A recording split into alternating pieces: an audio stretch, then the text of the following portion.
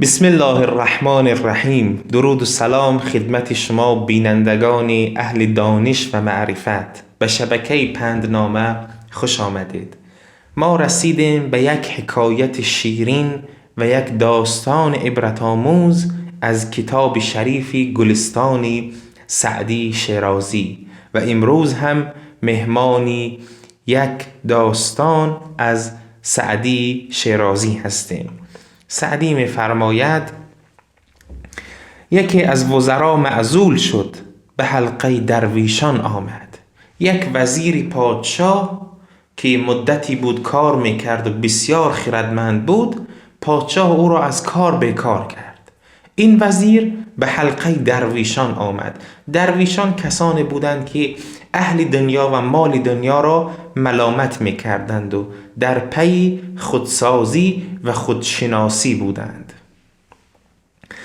برکت صحبت ایشان در او سرایت کرد و جمعیت خاطرش دست داد.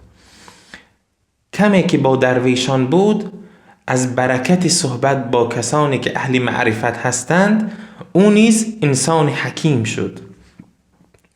ملک بار دیگر با وی دل خوش کرد و عمل فرمود.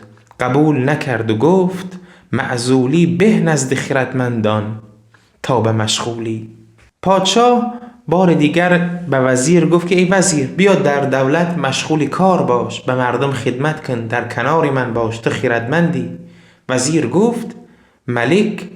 گفت معزولی به نزد خردمندان به که مشغولی. همین که من از کشور و از تو و از کارهای دولت دور باشم برای من بهتر است. آنان که به کنج عافیت بنشستند، دندان سگ و دهان مردم بستند. کاغذ بدریدند و قلم بشکستند، و از دست و زبان حرف گیران رستند. آنان که در یک گوشه نشستند و کار به کار مردم و دولت نگرفتند، از زخم زبان در امان ماندند. ملک گفت هر آینه ما را خردمندی کافی باید.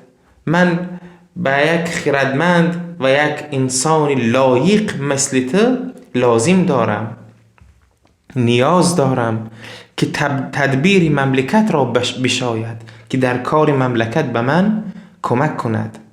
وزیر گفت ای ملک، نشان خردمند کافی جز این نیست که به چنین کارها تن در ندهد. گفت ای پادشاه، خردمند کسی است که به این کارهایی که تو میکنی مشغول نشود. شاید پادشاه تو اهل ظلم هستی، من به عنوان یک خردمند در ظلم تو شریک نمیشوم، در حق خوری تو شریک نمیشوم. من خردمندم، طمع ندارم. سیاه گوش را پرسیدند که ملازمت صحبت شیرت به چه کار و چه وجه اختیار آمد؟ سیاه گوش حیوان است که هنگامی که شیر می آید زودتر از شیر حرکت می کند و به مردم خبر می دهد که و دیگر جانوران که ای جانوران، ای موجودات، شیر در حالی آمدن است. این حیوان را در ادبیات گاهی سیاه گوش می گویند، گاهی پروانه نیز می گویند. سیاهگوش را گفتند که اینقدر که تو با شیر، با سلطان جنگل نزدیک هستی، به چی جای رسیدی؟ گفت تا فضله صیدش میخورم و از شر دشمنان در پناه سولتش زندگانی میکنم.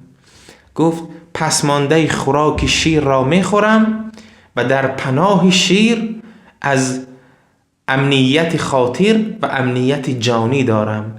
از شکار دیگران نمی ترسم. چرا؟ چون شیر سلطان جنگل است، از من حمایت می کند.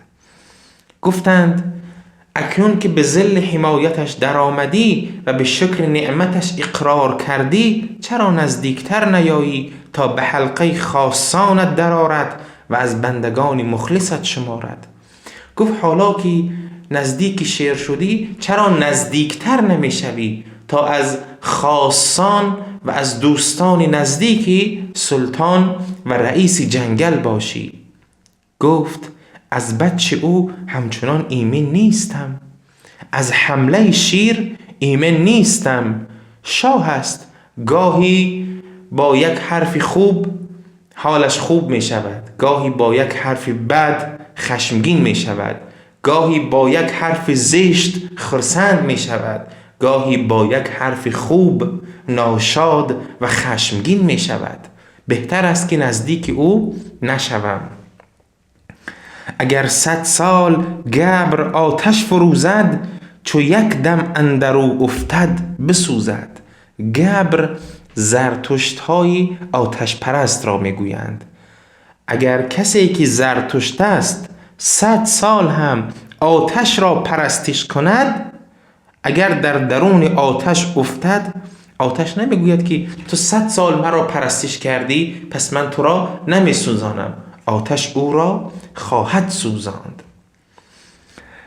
افتد که ندیم حضرت سلطان را زر بیاید و باشد که سر برود. ندیم کسانی که در کنار پادشاه هستند و از پادشاه تعریف میکنند، گاهی چاپلوسی میکنند، اینها گاهی زر برایشان می آید، گاهی طلا نصیبشان می شود و گاهی سر از آنها برود. گاهی هم ممکن است جانشان را از دست بدهند. زر و سر، زر بیاید و سر برود. برای چاپلوسان گاهی این اتفاق می افتد. و حکما گفتند از تلون طبع پادشاهان برحذر باید بود. تلون یعنی رنگ برنگ شدن، تغییری عقیده دادن و تغییر حالت را میگویند تلون. از تلون پادشاه و رنگ شدن پادشاه باید در امان بود.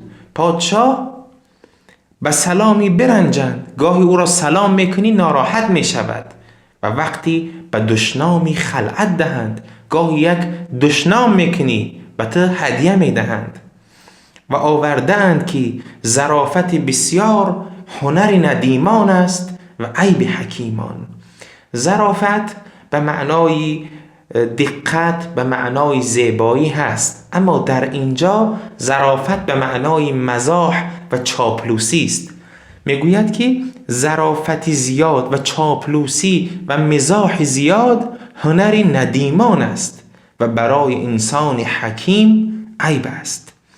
تو بر سر قدر خیشتن باش و وقار، بازی و ظرافت به ندیمان بگذار.